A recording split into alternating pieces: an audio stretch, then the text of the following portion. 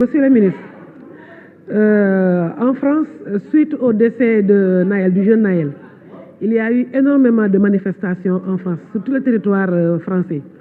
Mais à aucun moment, je dis bien à aucun moment, aucun manifestant n'a été abattu par les forces de l'ordre. Et je suis sûr que nos vaillants FDS sont aussi professionnels que les forces de l'ordre françaises. Donc où est le problème? Comment se fait-il que les forces de l'ordre du Sénégal tirent toujours avec des balles réelles sur les manifestants? C'est ça mon problème. J'aimerais savoir d'où viennent les ordres. Parce que, bon, cela, bien sûr, cela ne veut pas dire que les forces de l'ordre sont innocentes. Parce que, comme nous l'avons dit, yow mi toog fii nii dafa am ku fi wax nee ne bu xamoon ni frère moo fi toog wala maga moo fi toog doo am na muy waxee noonu les forces de l'ordre bu ñu jàkkaarloo ak militants yi mu xamante ni bii militant kii nii sama rakk la sama doom la du ko tirer avec une balle réelle quels que soient les ordres bu muy recevoir. Donc nag je me dis que il faut que ngeen xoolaat ordre yi balaa ngeen respecté ordre ak kuy joxe ordre yi. J'en profite pour rappeler que en France après la Deuxième Guerre mondiale les préfets qui ont comment dire ça, les préfets, ils notent la population française sous le joug des Allemands. Ils ont répondu devant la justice. Et ici au Sénégal, il n'y a aucune prescription pour les crimes contre l'humanité. Lola Bogodoa. Monsieur le ministre, depuis 2021, yow ak sa 3 collègues yéen a ngi wax affaire force occulte, affaire rébellion. Vous vous souvenez, bu ñuy def commission yi au départ ci plénière bu mu commencé. Je vous avais demandé d'arrêter de parler de terrorisme et de rebelles parce que la Casamance a énormément souffert. Et elle continue de souffrir avec les balles réelles que vous êtes en train de tirer sur la population. Ce sont juste des manifestants. Monsieur le ministre, si vous autorisez les marches, du temps du président Abdoulaye Wade, les marches ont toujours été autorisées. Si vous aviez autorisé les marches, accompagner les jeunes, avec vos forces, vos forces, ñoo xamante ne ñoom ñooy chargé de la sécurité kon tous ces morts là du am mais encore une fois je ne sais pas lan moo tax vous ne voulez pas encadrer les jeunes et laisser les jeunes manifester alors que vous dites que nous sommes dans un état de droit.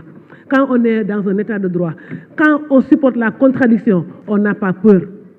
Même si Ousmane Sonko est un cadre koo xamante ne bu éminent bu grandiose koo xamante pour nga égaler ko c'est difficile. Il faut avoir le courage de l'affronter sur les débats parce que loolu la ñuy xaar dans un état démocratique. Monsieur le ministre, dafa am benn communiqué que vous avez sorti et le communiqué defe naa moo njëkk a génn le décret. J'ai pas compris, vous êtes un juriste. Tout le monde dit que vous êtes un grand juriste. Donc pourquoi vous mettez la charrue avant les bœufs? Bu fekkante ne suñu bracelet nga bëgg mën naa la may bii.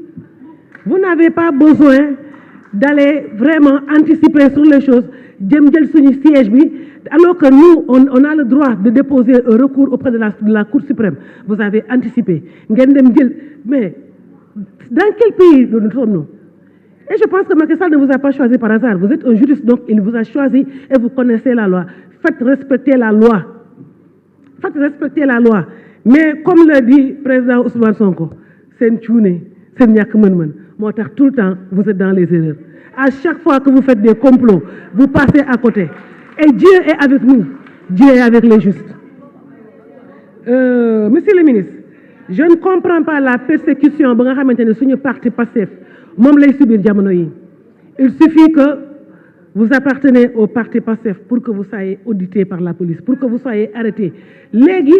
On ne te donne même plus de convocation, non, on vient chez toi, on te prend. Et puis avec tellement de brutalité. Cette brutalité-là, la dernière fois, tout le temps, ça m'est resté là. Je ne comprendre des forces de défense et de sécurité. Aucun d'entre eux n'a eu la présence d'esprit que comme bouclier. Ils ont fait une soldaterie de corps et ce n'est pas normal. Et je pense que vous devez veiller à tout ça. On exige qu'il y ait des enquêtes parce que la CPI est là. Si vous ne faites pas votre travail, la CPI va le faire à votre place. Libérez les prisonniers. Libérez le président Ousmane Sonko. Libérez notre sœur Amidia. Libérez tous les détenus politiques que vous retenez dans les geôles. Le Sénégal est un état de droit. Nous sommes un pays où de tout le temps, il y a des divergences d'idées. Il faut que vous comment vous allez faire pour que l'agriculture chaque Sénégal gis ci boppam